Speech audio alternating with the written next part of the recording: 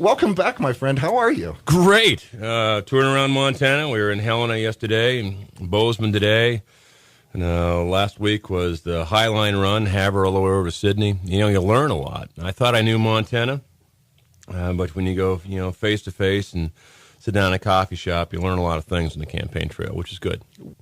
Ryan, I'm sure you've been asked this question a million times, but I would be remiss if I did not ask this question. What differentiates you from your challenger, John Lewis? Well, you look at leadership, experience, education. There is a distinct contrast between myself and my opponent, almost in every category.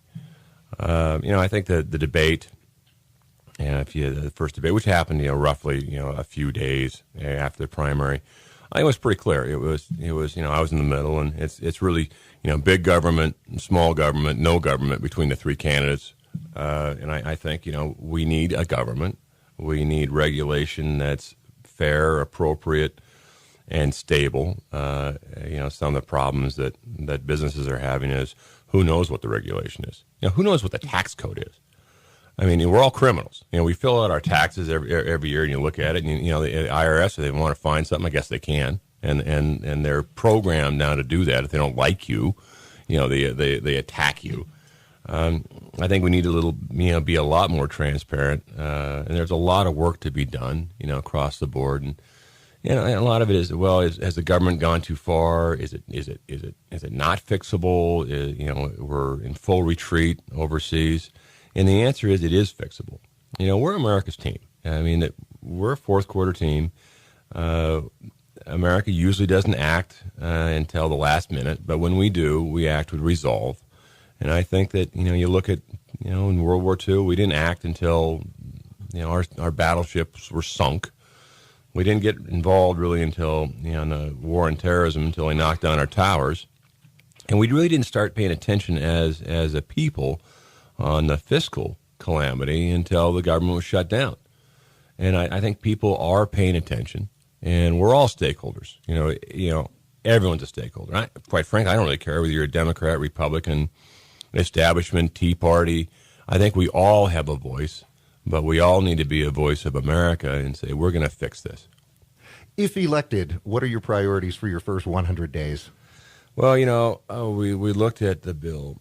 And I think the priority is the first bill is going to be a Rural Communications Act.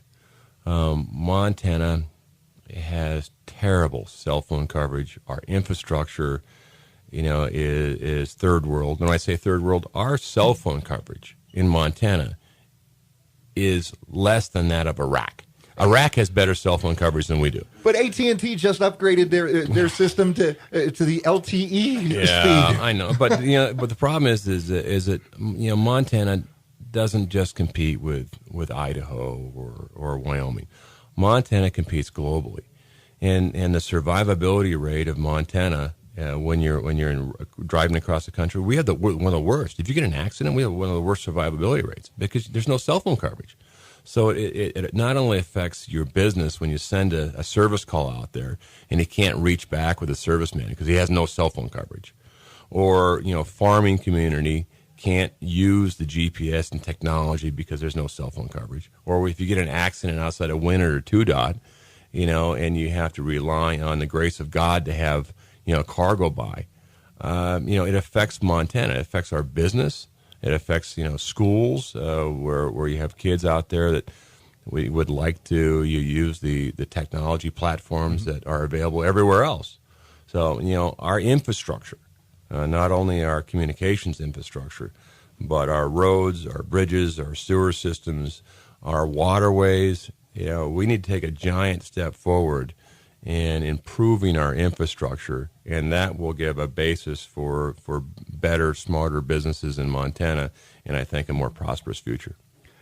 You know what? I have so many more questions, but I do know that you're on a tight schedule because we didn't even touch on taxes or social issues. But I do appreciate the overview of your campaign and for coming back, because the last time we spoke was the day after the primary. We did. We did, and we're working awful hard. I mean, we're driving the bus around the state. We've had great reception on there, and A lot of it is you got to listen. If anyone tells you you have all the answers to every problem, they're being dishonest. The fact is that you as a congressman and only one, you represent everybody. Mm-hmm. That means you represent Democrats, Republicans, conservatives, people. You represent everybody, and you may agree or disagree with a certain group or an individual, but you should listen, and you should be able to defend your thesis, with honesty. You should look in the eye, and you should have a reasonable discussion. That doesn't mean you attack people or there's nonsense that's going on. That if you want to talk to me, let's have a cup of coffee. Show me passion and show that you have better facts than mine. You know what? I'll listen because this is what we're supposed to do. A congressman is supposed to be a representative of the people. So it's not about Ryan Zinke. It's about representing Montana, and Montana is special. We're pretty independent.